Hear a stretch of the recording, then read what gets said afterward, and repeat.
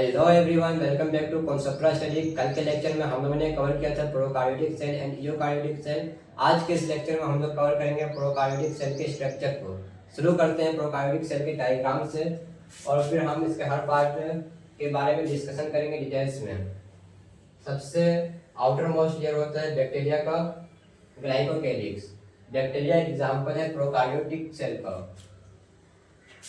ग्लाइकोकेलिक्स दो फॉर्म में हमको देखने को मिलता है, पहला है स्लाइम लेयर, दूसरा है कैप्सूल। ग्लाइकोकेलिक्स के अंदर होता है सेल वॉल। सेल वॉल सभी बैक्टीरिया में देखने को मिल जाता है सिवाय माइकोप्लाज्मा के। माइकोप्लाज्मा में सेल वॉल देखने को नहीं मिलता है। सेल वॉल का एक्सटेंशन होता है फ्लैजिला, जो कि प्रोवाइड करता है मोटिलिटी, मूव करने की कैपेबिलिटी।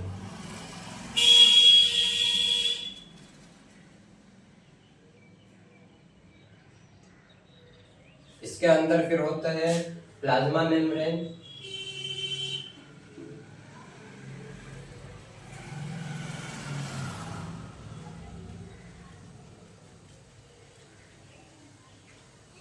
प्लाज्मा मेम्ब्रेन के कुछ इनफोल्डिंग होते हैं। सेल वॉल का एक्सटेंशन है फ्लैजिला और प्लाज्मा मेम्ब्रेन का इनफोल्डिंग होता है मेसोसोम्स।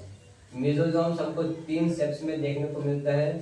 पहला है वेसिकल, दूसरा है ट्यूब्यूलर, तीसरा है लेमिला। और कुछ बैक्टीरिया ऐसे भी होते हैं जिसमें कि हमें एक और इनफोल्डिंग देखने को मिलता है, जिसको हम लोग बोल देते हैं क्रोमेटोफोर। ये होता है ब्लू ग्रीन अलगी में।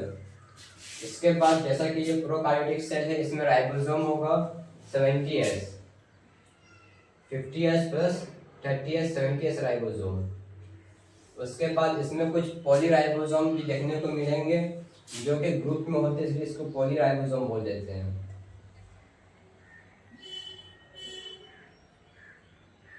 इसके बाद इसमें कल के लेक्चर में हम लोगों ने डिस्कशन कर लिया था कि इसके अंदर दो तरह के जेनेटिक मटेरियल होते हैं। एक होता है प्लाज्मिड वाला, जो कि स्मॉल होता है, दूसरा होता है सिंपल DS सर्कुलर DNA। इसमें एक्स्ट्रा क्रोमोसोम होता है, इसमें सिंगल क्रोमोसोम होता है। और फिर लास्ट में इसमें बचता है कुछ इंक्लूजन बॉडीज, जिसको हम लोग डॉट डॉट से डिनोट कर देते हैं। इसको हम लोग बोल देते हैं ग्रेन्यूल्स। ऐसा ही एक नहीं बहुत सारा होता है।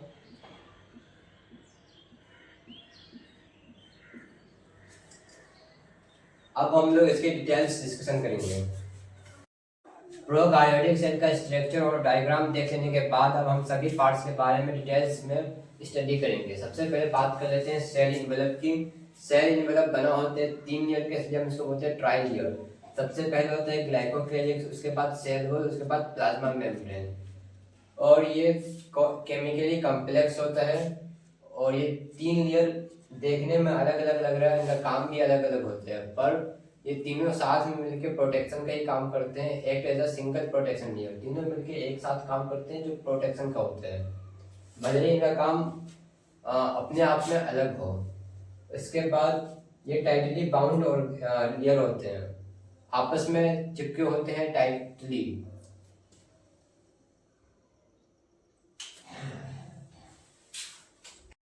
सेल इन्वेलप पढ़ लेने के बाद अब हम बात करते हैं सेल इन्वेलप के पहले लेयर की, जो कि है ग्लाइकोकेलिक्स। ग्लाइकोकेलिक्स अपने आप में दो वर्ड से मिलकर बना हुआ है। पहला है ग्लाइको। ग्लाइको का मतलब होता है शुगर या कार्बोहाइड्रेट, एंड कैलिक्स का मतलब होता है कवर या कोर, मतलब ऐसा कवर या कोर जो कि शुगर या कार्बोहाइड्रेट से बना हुआ है। ग्लाइकोकेलिक्स आउटर मोस्ट लेयर होता है बैक्टीरिया का या प्रोकार्योटिक सेल का। ग्लाइकोकेलिक्स कंपोज्ड होता है म्यूकोपॉलीसेकेराइड का। म्यूकोपॉलीसेकेराइड, म्यूको का मतलब होता है म्यूकस और पॉलीसेकेराइड, पॉली से मतलब होता है मैनी एंड सेकेराइड का मतलब शुगर। तो शुगर का ग्रुप जो चिपचिपा हो। म्यूकोपॉलीसेकेराइड का क्या मतलब हुआ? म्यूको मतलब स्लिपरी, पॉली मतलब मैनी एंड सेकेराइड का मतलब शुगर। तो नाम से ही आपको पता करना चाहिए इसका क्या मतलब हुआ। इसके बाद आते हैं कि ये प्रोटेक्टिव इन नेचर है। सेल इन्वेलप सभी प्रोटेक्टिव इन नेचर है।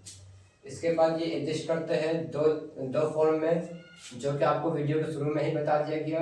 अगर टफ है तो वो कैप्सूल होगा, और लूज शीट है तो वो सलाइन लेयर होगा।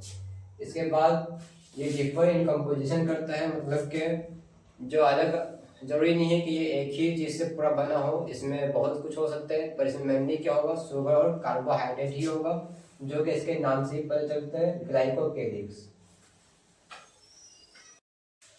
अब हम बात करते हैं सेल इनवेलप के सेकंड लेयर सेल वॉल के बारे में। सेल वॉल कंपोज होता है पेप्टिडोग्लाइकेन का। पेप्टिडो में भी आप देख सकते हैं दो वर्ड से ये मिलकर बना हुआ है, पेप्टिडो एंड ग्लाइकेन। पेप्टिडो मतलब प्रोटीन एंड ग्लाइकेन का मतलब पॉलीसेकेराइड। ग्लाइकेन मतलब पॉलीसेकेराइड। पॉलीसेकेराइड फिर आप अपने आप में दो वर्ड से बन के मिलके बना हुआ है, पॉली एंड सेकेराइड। पॉली मतलब मैनी एंड सेकेराइड मतलब शुगर। तो ग्लाइकेन का मतलब हो गया मैनी शुगर, और पेप्टिडोग्लाइकेन का मतलब हो गया प्रोटीन के साथ मैनी शुगर। सिंपल है। उसके बाद पॉलीसेकेराइड हमको दो तरह के देखने को मिलते हैं, NAG and NAM। NAG N acetyl glucosamine, NAM N acetyl muramic acid. दोनों इसका नाम हुआ, जो पॉलीसेकेराइड हमको दो रूप में देखने को मिलता है। उसके बाद सभी सेल इनवेलप के लेयर के जैसे सेल वॉल भी प्रोवाइड करेगा सपोर्ट। उसके बाद इसके साथ ये शेप भी प्रोवाइड करता है सेल को, और स्ट्रक्चर शेप दोनों सेम ही बात हुआ। उसके बाद प्रिवेंट करता है ये फ्रॉम ऑस्मोटिक बर्स्टिंग। ये एक मेन पॉइंट बनता है कि ये मतलब ये हार्ड लेयर होता है थोड़ा और मजबूत होता है ये, इसलिए ये ऑस्मोटिक बर्स्टिंग से हिफाजत करता है। ऑस्मोटिक बर्स्टिंग क्या होते हैं, जब सेल अंदर सेल में जब पानी आने के प्रोसेस को बोलते हैं ऑस्मोटिक। तो उससे सेल फट न जाए, उससे बचाता कौन है, सेल वॉल बचाता है। अब हम लोग बात कर लेते हैं सेल इनवेलप के थर्ड एंड लास्ट लेयर के बारे में, जो कि है प्लाज्मा मेम्ब्रेन, जिसको हम सेल मेम्ब्रेन के नाम से भी जानते हैं। ये आउटर मोस्ट लेयर होता है, कवरिंग होता है of animal cell. Plasma membrane plant cell में भी पाया जाता है और एनिमल सेल में भी। प्लांट सेल में सेल वॉल पाए जाते हैं, जो कि एनिमल सेल में नहीं पाए जाते हैं। ये सिलेक्टिवली परमिएबल होते हैं, मतलब सिर्फ काम की चीज़ या जो चीज़ को सेल की जरूरत है उसी को अंदर आने देगा, सब चीज़ को अंदर नहीं आने देगा ये, इसलिए हम इसको बोलते हैं सिलेक्टिवली परमिएबल। और ये दोनों प्लांट सेल और एनिमल सेल में पाए जाते हैं। और इसका जो इनफोल्डिंग होता है प्लाज्मा मेम्ब्रेन का, इसको हम बोल देते हैं मीजोसोम्स। सेल वॉल का इनफोल्डिंग नहीं होता है, उसका एक्सटेंशन होता है, जिसको हम लोग बोलते हैं फ्लैजिला। सेल इनवेलप के तीनों लेयर को पढ़ लेने के बाद अब हम लोग पढ़ेंगे मीजोसोम्स के बारे में, जो कि प्लाज्मा मेम्ब्रेन के इनफोल्डिंग होते हैं। जैसा कि मीजोसोम्स इनफोल्डिंग होते हैं प्लाज्मा मेम्ब्रेन का, और डायग्राम बनाते ही समय बता दिया गया था कि ये तीन फॉर्म में देखा जाता है। पहला है वेसिकल, जो कि कुछ इस फॉर्म में होगा। दूसरा है ट्यूब्यूलर, जो कि इस फॉर्म में होगा। और तीसरा है लेमिला, जो कि इस फॉर्म में देखने को मिलता है। इसके बाद प्लाज्मा मेम्ब्रेन की बात, मीजोसोम्स की बात करें तो मीजोसोम्स सिर्फ प्रोकार्योट्स में हमको देखने को मिलते हैं, इसलिए प्रोकार्योटिक का फीचर भी हो जाएगा कि इसमें मीजोसोम्स मौजूद होता है। और मीजोसोम्स जब इस तरह से सरफेस एक्सटेंशन बढ़ाता है, तो वही बात हुआ कि इंक्रीज करता है surface area of plasma membrane का, सरफेस बढ़ा देता है प्लाज्मा मेम्ब्रेन का। इसके बाद इसके फंक्शन की बात करें तो ये सेल वॉल फॉर्मेशन करते हैं, सेल वॉल बनाते हैं, डीएनए रिप्लिकेशन करते हैं, और डीएनए को डिस्ट्रीब्यूट भी करता है डॉटर सेल में। इसके बाद ये रिस्पायरेशन भी करता है और सिक्रेशन भी करता है। और आज का टॉपिक हमारा कवर हो चुका है। आज के इस लेक्चर में हम लोगों ने प्रोकार्योटिक सेल के डायग्राम और स्ट्रक्चर को डिटेल्स में पढ़ लिया।